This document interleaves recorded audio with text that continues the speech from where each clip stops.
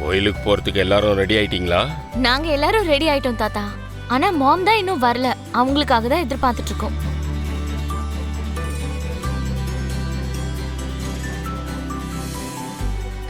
அதோ அக்காவே வந்துட்டாங்க. இப்ப கோயிலுக்கு கிளம்பலாமா? ஒரு நிமிஷம்.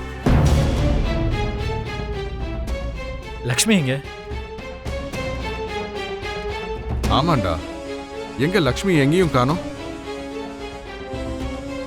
நான் காலையில இருந்தே அவளை எங்கேயுமே பார்க்கலையே.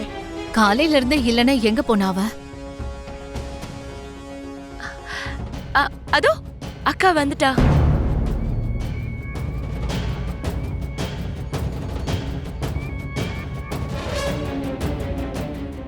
அம்மா லட்சுமி, எங்கேயோ போயிட்டு வர போல இருக்கு. காலையில இருந்து நீ வீட்லயே இல்லையாமே? இன்னைக்கு நடக்க போற பூஜைக்காக அம்மனுக்கு ரொம்ப பிடிச்ச 11 விசேஷமான பூக்களை சேகரிச்சு கொண்டு வரணும்னு பண்டிதர் சொன்னாரு. அது எதுவும் இங்க பக்கத்துல கிடைக்கல. அதான் விடியற் காலையிலேயே போய் அது எல்லாத்தையும் வாங்கிட்டு வர இவ்ளோ லேட் ஆயிடுச்சு.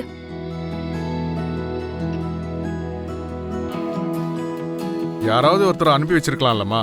யாரோ ஒருத்தர் இதெல்லாம் பண்ணா அந்த பூஜைக்கான பலன் நமக்கு எப்படி கிடைக்கும் மாமா? இது எல்லாத்தையும் ஏன் கைனால செஞ்சாதான் பூஜைக்கான பலன் நந்தன் ஃபேமிலிக்கு முழுசா கிடைக்கும்னு புரோகிதர் அவ்வளவு அழுத்தம் திருத்தமா சொல்லியிருக்காரு. உன்னை பார்க்கும்போது எனக்கு ரொம்ப பெருமையா இருக்குமா லட்சுமி.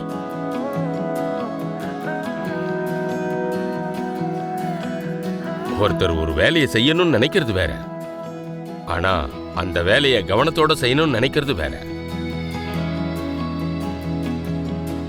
இந்த டெக்னிக்கை நாங்க பிசினஸ்லயும் அப்ளை பண்ணியிருக்கோம். நாம கவனத்தோட செஞ்சாதான் ஒரு ப்ராடக்ட் குவாலிட்டி குறையாம மார்க்கெட்டுக்கு வரும். அதே மாதிரி எந்த வேலையை செஞ்சாலும் அதை கவனத்தோட செஞ்சா அது மூலமா கிடைக்கிற பலனும் ரொம்ப சிறப்பானதா இருக்கும். இந்த பூஜையோட பலனும் அதே மாதிரி ரொம்ப சிறப்பா வந்து சேரணும்னு நீ ரொம்பவே கஷ்டப்படுறம்மா.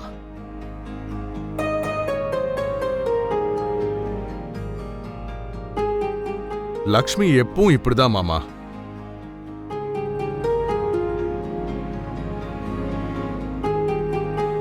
குடும்பத்துக்காகவும் அவளை நம்பி இருக்கிறவங்களுக்காகவும் எப்பவும் கஷ்டப்பட்டுக்கிட்டே தான் இருப்பா. தான் கடமையை தொடர்ந்து செஞ்சுக்கிட்டே தான் இருப்பா.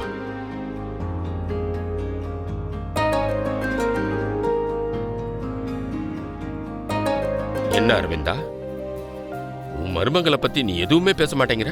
லக்ஷ்மிய பத்தி எல்லாருக்கும் தெரிஞ்ச விஷயம் தான்ப்பா. இதுல ஸ்பெஷலா சொல்றதுக்கு எதுவுமே இல்ல. அம்மா லட்சுமி, நீ போய் ரெடி ஆயிட்டு வந்தா பூஜைக்கு எல்லாரும் கிளம்பலாம். சரிங்க தாத்தா. ம்.